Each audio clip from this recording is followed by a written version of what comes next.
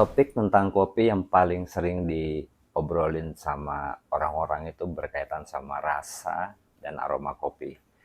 Dan gue udah 15 tahun lebih ada di industri kopi ya. Ada satu hal yang gue rasa kita harus mulai mandang rasa dengan aroma kopi ini lebih dalam lagi.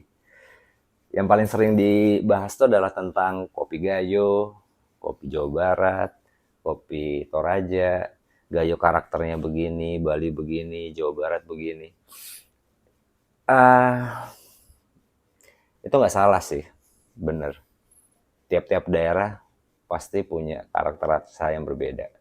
Penyebab pertama karena yang pasti tanah, tempat di mana tanaman kopi itu tumbuh. Cuman yang jadi pertanyaan adalah kenapa tanah ini bisa berbeda di setiap daerah.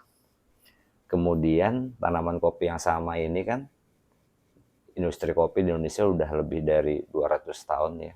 Sejak ditanam VOC sampai hari ini. Jadi bibit tanamannya udah pindah kemana-mana nih.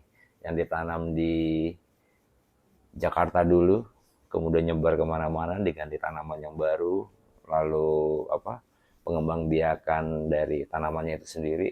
Jadi sudah random. Yang kita perlu tahu adalah tanaman kopi. Katakan dia ada di satu kebun yang sama. Ada dua tanaman. Kalau satu tanaman itu mendapatkan pemupukan yang baik, perawatan yang baik, sementara tanaman yang satunya itu tidak. Dua tanaman ini di satu kebun itu punya rasa aroma yang pasti berbeda.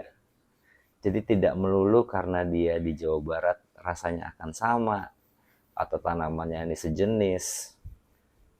Nah, yang jarang sekali dilakukan sama orang itu adalah riset untuk mengembangkan tanaman kopi secara selektif. Sifat selektif pengembangan biakan tanaman kopi itu begini, artinya dalam satu hamparan kebun mana tanaman yang paling menonjol rasanya. Ini jarang terjadi. Satu pohon dipetik, lalu diproses, pohon yang lain dipetik, lalu diproses, artinya dalam penjemuran, sampai dengan di roasting, sampai dengan diseduh, dengan kondisi adalah ini dari pohon A, ini dari pohon B, ini dari pohon C. Lalu bibit tersebut yang lebih unggul aroma dan rasanya dikembangbiakan kemudian, dan seterusnya dan seterusnya. Tanaman kopi itu butuh waktu 3 tahun untuk dia tumbuh dari benih sampai dengan panen. Sehingga untuk pengembangbiakan tanaman kopi secara selektif itu butuh waktu yang nggak singkat, 5 tahun, 10 tahun, mungkin belum dapat apa-apa.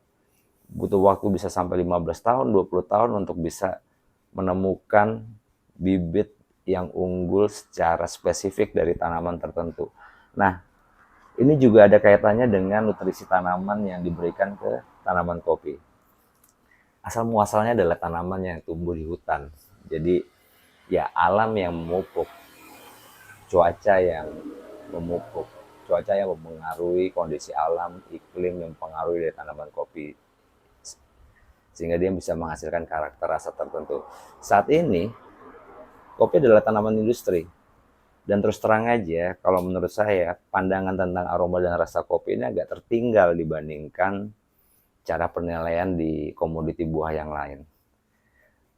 Tanaman buah contohnya.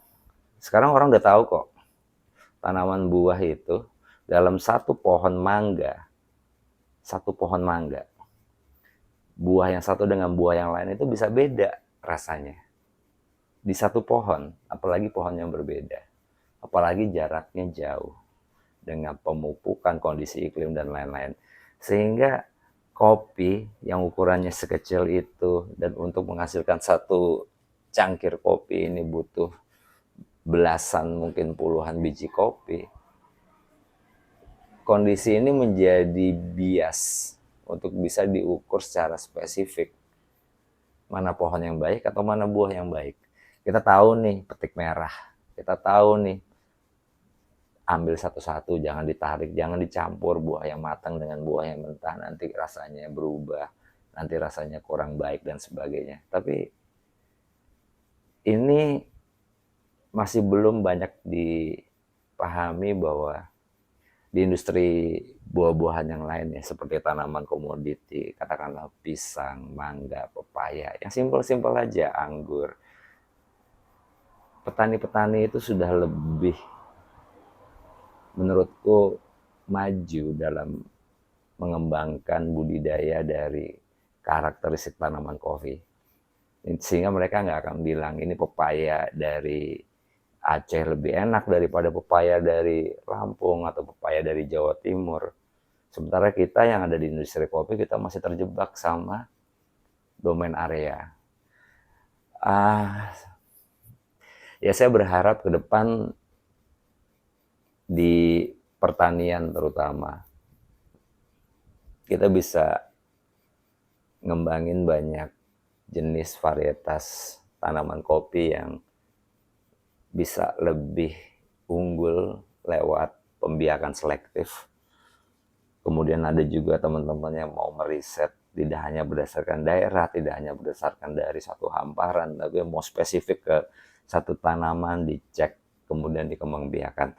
Akan butuh waktu yang lama, tapi Indonesia butuh yang seperti itu. Apalagi kondisi iklim yang sekarang. Harapannya kopi jangan sampai punah. Dan menurut saya sulit buat punah, karena mustahil. Artinya fakta bahwa tanaman kopi hanya bisa tumbuh di dataran tinggi itu nggak tepat.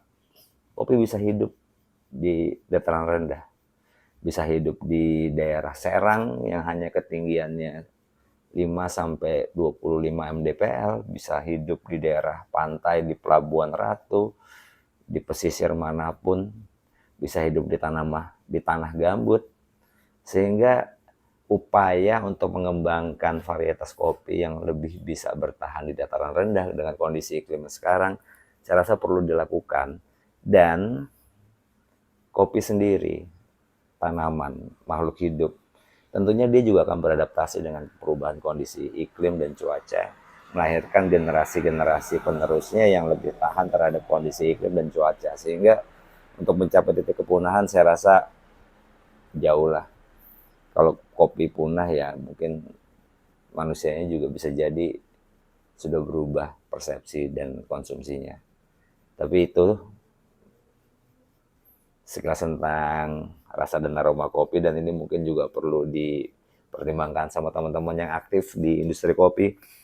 Tidak cuma terjebak kepada daerah Aceh atau Papua atau mana, tapi lebih dalam lagi memahami bahwa ya kopi itu tanaman yang punya cara pengembangbiakan untuk mendapatkan rasa dengan aroma itu butuh penanganan yang serius. Artinya pemupukan yang baik, perawatan tanaman yang baik, pengembangan varietas yang lebih baik buat masa depan, itu akan jadi tantangan buat kita pelaku industri kopi untuk bisa mempertahankan Indonesia sebagai negara penghasil kopi di dunia.